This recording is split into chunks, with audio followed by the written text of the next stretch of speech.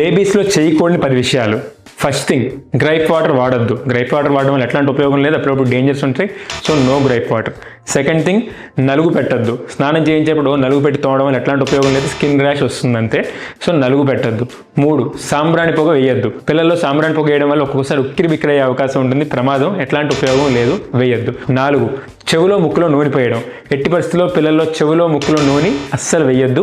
చెవులోకి ముక్కులోకి water కూడా వెళ్ళకుండా చూసుకోవాలి స్నానం చేయించేటప్పుడు చాలా జాగ్రత్తగా. 5, వారానికి ఒకసారి 2 వారాలకు ఒకసారి సేఫ్గా ఉన్నప్పుడు తలస్నానం చేయించండి.